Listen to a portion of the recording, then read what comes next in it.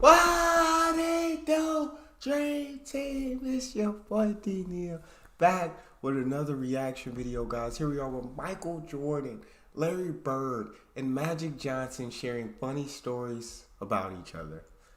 Before we jump into this, I'm excited because I like to hear all the funny stories. Usually when you hear the competitive story, they were a killer, trash talking stories, all of that. But when I can hear some funny stories, definitely sign me up for it. But make sure you guys subscribe to the channel, ring the notification bell, get a video a thumbs up so it gets suggested. Social media, Patreon, all up top. You know, subscribe to any of it. Put all the links in the description. All you gotta do is hit the link, follow me, talk to me. Human, I talk back. You guys got a favorite video suggestion? You can subscribe to Patreon or drop it in the comment section. What we got? So we know that Michael Jordan, Larry Bird, and Magic are pretty good friends. So I decided to compile them sharing funny stories and acknowledging each other. So let me know in the comments if you want more videos like this. Enjoy the vid, man. The most talented player in the NBA, by far. The type of player that can go to another level anytime he wants to. Probably the greatest player in the game right now. Enjoy yourself, dog. You bitch, fuck you. Y'all gave us the run for our money. Yeah. All right, take care. Now you can work on that golf game of yours. Larry, I hear that you're retiring. Thank goodness. I'm glad. I'm tired of seeing your face. Brought a lot of sad memories to me, but you know, I enjoyed you tremendously. I wish you a lot of luck, and I think you had a very wonderful career, even though you probably ruined a lot of my successful games against the Boston Celtics. Larry Bird, I hear you're retiring. Thank goodness, thank God. I'm tired of seeing your face. You've had a wonderful career, even though you ruined a lot of my great performances against the Boston Celtics. You always found a way to beat me. But I hope you enjoy A lot of my successful games against the Boston Celtics. And I see you somewhere along the road, somewhere playing golf. You can't get too close to Michael, it's a foul. Been a foul in almost a year and a half, man. How can you talk? When did you ever find out of the game? When did you ever find out of the game? When you're on the court with either of those guys, do you ever say, wow, I wish I could do that, or I wish I would have done it that way? Yeah, I'm amazed by certain things that they do, and sometimes it is a sense of trying to intimidate, imitate one of those players. Or intimidate, too, whatever the case might be, right? But I love playing with those guys because you know they're going to be very competitive. They got hearts just like you. They want the ball when the time is running out. And they're one of the greatest players in the league. And sometimes it's great to play against players like that. And a lot of people compare us, and a lot of people put one above the other, which I don't think is fair to either one of us. But it's fun. I love being around them. This is the East locker room over here. Hold up. You got nothing to do with the West. Hold up. So we got nothing but his damn Laker colors on. Yeah, like he coaching. I'm with the old month. Oops. Old month. There ain't many of us here, dog. Done with the old. Hey, Magic walk in like a mob boss or something. Hold up. No, they dressed out, suited and everything. Now I'm with the old mug. Oh, it's cameras. The old mugs. I'm with the old mugs. Nah, I'm with the old month. Oops. Old month. There ain't many of us here, dog. That's why I come to say what's up to my What's that boy. there? How you been doing, How you man? feeling? Damn.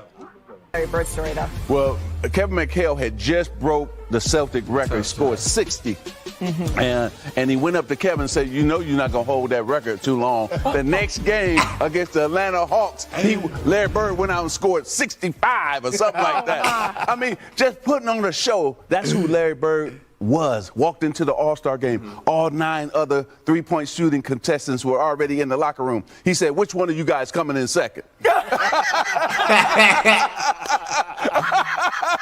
That's a bad. All the top guys just have that supreme confidence about them.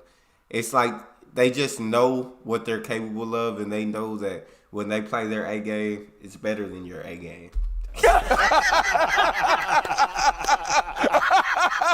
That's a bad boy. That's a bad boy. So the hired assassin with the sharp eye is firing it on target today.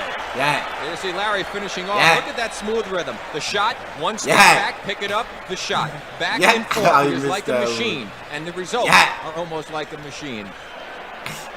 He didn't take off his top yet. It's changed. So I went over there, tapped him on the shoulder, said, hey, man, if you don't turn into Air Jordan, we're going to blow you out today. Jimmy, his eyes got big. Usually that tongue come about right here, now it's way out. He hit a three and he's looking at me. So he came down again, hit another three. I love when Magic tells the stories about them, bro. Because Magic's got that personality that's just magnetic. Like, he's got a magnetic personality. I would imagine just a guy that seems like you want to be around. You feel me? He makes you laugh, energetic. He's awesome. But, yeah, he talking about that Dream Team scrimmage. He said, hey, don't Mike said, don't forget who I am, man. I can take it to another level. And hit another three. Tell me this, and three of our friends went into the Hall of Fame this year. So if I said Michael Jordan, what would you say? I think unbelievable. I mean, he I can tell you some things that happened in the games against us. One time I turned, I jumped, and he still went. His knees almost hit me in the chin. And that's when I realized that this guy's pretty special for his jumping ability, but cat quick. He closed down a pass lane as fast as anybody ever seen, and just a phenomenal player. Hey, Michael. I'm loving it, though. Would you like to have some his ass today? Hey, you know I'll be coming at his ass too. Just like I used to come at both of y'all. He smile with you, just like he did and shoot around with me. He'll smile, hug me. You know, what's up, my boy? Yeah. He trying to soften you up. He gonna kill you. See, then he gonna smile and laugh with you after the game. See, Michael is like that. That's why you almost can't beat him. And Danny knows. See, he'll smile with you. See, he'll smile with Charles, and then he'll go kill him. And Charles will be like, he'd be still smiling. Yeah, Michael. Okay, I'll see you in a minute, Charles. Let me dunk one. Oh, what'd you say, Charles? Let me dunk it on. Oh, yeah, Charles. Hey, yeah. See, that's how Michael is. So you gotta watch Michael. That's why I didn't want him to touch me today. Get back. I'm not your friend till after the game is over. See, because I know him. And Larry Bird is a straight. Hey, that's what everybody got mad at Van Gundy for saying the same thing. Van Gundy said the same thing Magic just said. Everybody hated Van Gundy for it, it seemed like. But, no, I still don't think it's sad. I think literally Mike was like, cool. Mike, outside of the 48 minutes of basketball, like, Mike was cool to be your friend, and he'll laugh with you and smile with you, and y'all were cool. But once that ball's tossed up in the air, y'all are enemies. Y'all going to war at that point, and until that last buzzer ring, y'all are enemies. But once it does, cool again. You feel me? So I can understand that. I'm not your friend till after the game is over. See, because I know him. And Larry Bird is a straight shooter. He'll tell you when he don't like you. That's one thing I wish I could have from him. That he has that I don't have, I wish I had that. One similarity, I guess there are many, but one that strikes me between you and Michael Jordan, Larry, is that killer instinct, totally ruthless on the court. You had that, and Michael does too. Well, that's awful nice, Bob, to compare me and Michael Jordan. I think that anytime you have a team down, you got to go ahead and put them away. When you saw the documentary, did you have the same feelings, or was it just, oh yeah, that's us, that's what we did? Yeah, they did a great job of capturing our feelings and how we feel about one another, but it's really all about the competition. I mean, even today, if we could do something to compete against one another, I'd still like to do that. Yeah.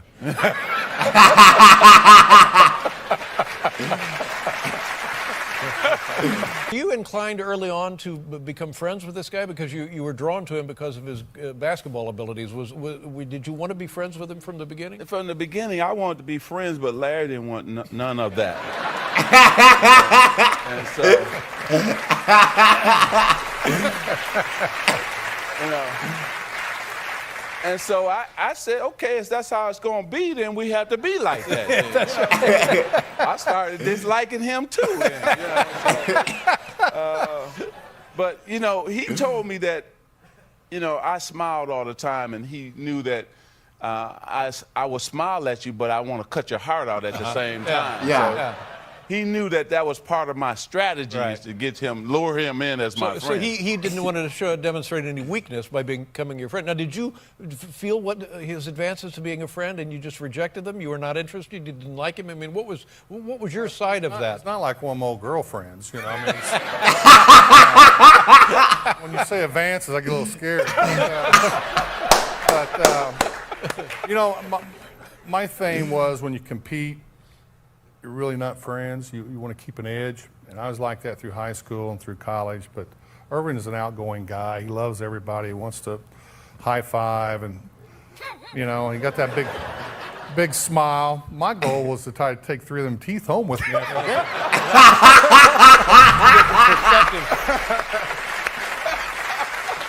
Larry, were you able? Completely different personalities.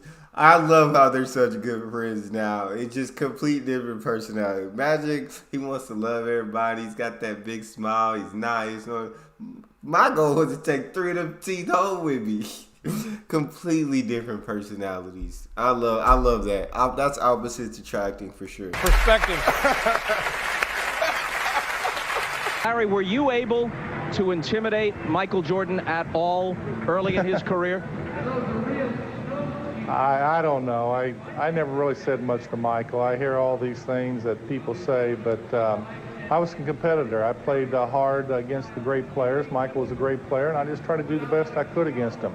I didn't have the athletic skills that Michael has. I couldn't jump as high or run as fast, but I had to make it up in other areas. And at times I did well, and other times I didn't do as well as I like to. But overall, I had a good career, and I'm very pleased with the way things went. He wanted to end practice, but Magic didn't want to end because he wanted to keep playing because we just kicked his ass. How you like that ass kicking we gave you? No. Come on now. Well, y'all got the first quarter practice. Separated me from Larry Bird and Magic Johnson was, you know, they had championships to back their individual accolades. So, I mean, that drove me more so than anything to get into that elite club. What you live for, to play Michael Jordan in the finals. And then it even made it bigger when, you know, I had my T-shirt company, and I had a license to sell Michael Jordan T-shirts in the finals, and he didn't like that at all. That's crazy. Michael, before that, wasn't the dominant Michael before. When he got to the finals, he became the dominant force and the world's best player.